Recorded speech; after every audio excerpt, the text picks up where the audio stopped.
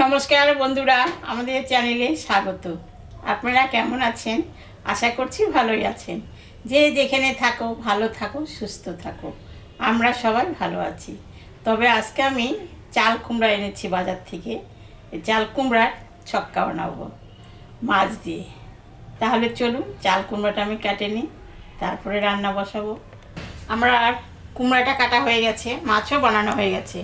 কড়াই বসা দিয়েছি, কড়াই গরম হয়েছে, সর্ষের তেল দিলাম। তেল গরম হয়ে গেছে। আমি কুমড়ার ছক্কা করার জন্য ইলিশ মাছ এনেছি, খোকা ইলিশ। এটা এখন আমি ভাজে নেব।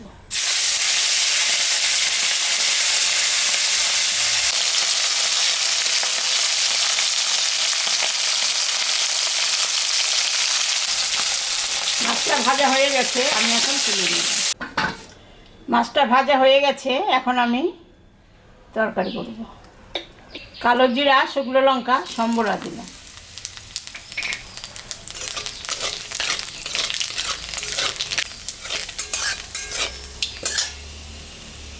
এখন চাল কুমড়া আর একটা আলু দিয়েছি, এটা আমি দিয়ে দিই।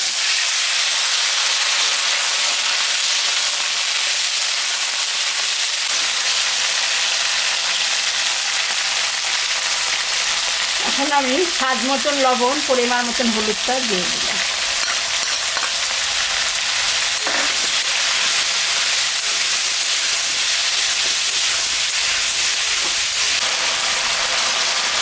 এখানে আদা আর লঙ্কা আছে, এটা আমি এখন দিয়ে দেব।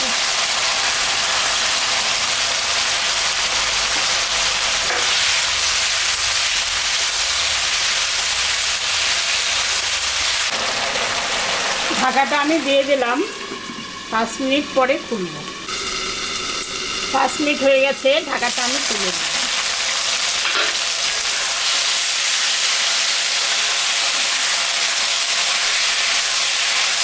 এখন আমি এখানে সরষেটা দিয়ে দেব।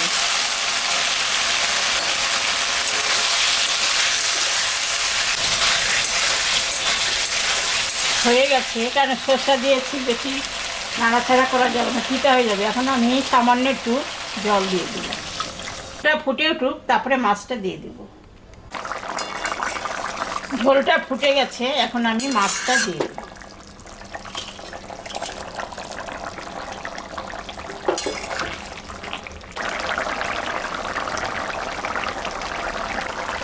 হয়ে গেছে। নামানোর আগে একটু কাঁচা তেল দিয়ে নামাবো।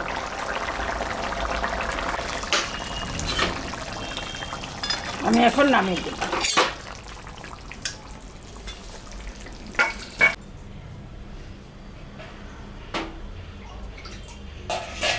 দেখলেন তো বন্ধুরা, আমি কুমড়ার ছক্কা রান্না করলাম মাছ দিয়ে।